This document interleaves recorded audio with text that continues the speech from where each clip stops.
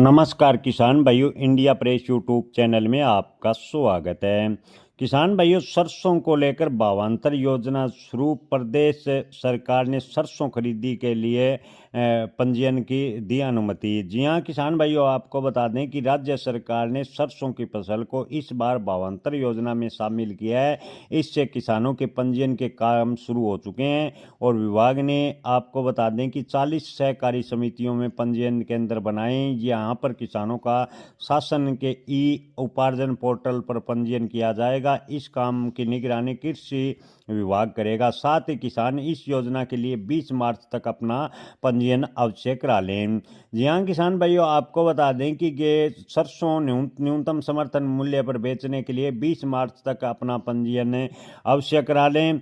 अब आपको बता दें कि सरसों शासन ने पहली बार भावांतर योजना में शामिल किया है। इसका लाभ ग्वालियर, मुरैना, भिंड, श्योपुर, दतिया, शिवपुरी जिले के किसानों को मिलेगा, क्योंकि प्रदेश के सबसे ज़्यादा सरसों का उत्पादन ग्वालियर चंबल क्षेत्र में ही होता है।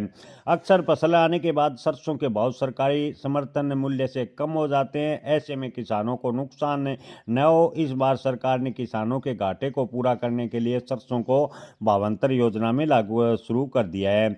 यहाँ किसान भाइयों, सरकार ने जो भावांतर योजना लागू की है, किसानों के मन में सवाल है कि क्या है। तो सरकार ने जो भावांतर योजना लागू किया है, यानी न्यूनतम समर्थन मूल्य से कम भाव पर किसानों को भाव मिलते हैं, तब सरकार अंतर्राष्ट्रीय सीधे किसानों के बैंक खाते में जमा करेगी। उदाहरण के लिए न्यूनतम समर्थन मूल्य की बात करें तो सरकार ने 6200 रुपये प्रति क्विंटल तय किया है। यदि सरसों की न्यूनतम समर्थन मूल्य 6200 यानी 6200 रुपये से कम है, मंडी में बिकता है, यानी मान लीजिए किसान का सरसों 5500 रुपये में बिका, तो सरकार से 700 रुपये के अंतर को जोड़कर नियम अनुसार किसान के खाते में डाल देगी। इस योजना में सरकार फसल नहीं खरीदती, बल्कि किसान को बाजार में बेचने की आज़ादी देती है और नुकसान की भरपाई करती है।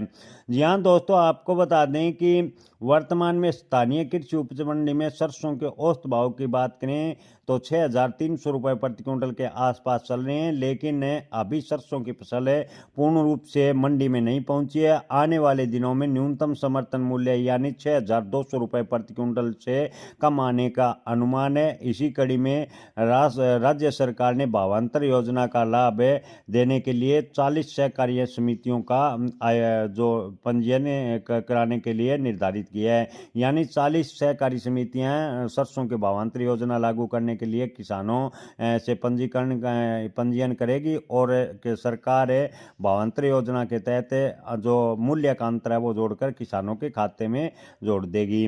दोस्तों, आपको बता दें कि मध्य प्रदेश सरकार ने भावांतर योजना लागू की है। हालांकि कई राज्य सरकारें न्यूनतम समर्थन मूल्य पर सरसों, गेहूं या चनों की खरीदी करती है, लेकिन मध्य प्रदेश सरकार ने सरसों के लिए भावांतर योजना शुरू की है। किसान भाइयों, आपकी इस पर क्या राय है? अपनी राय जरूर बताएं। जय किसान, धन्यवाद।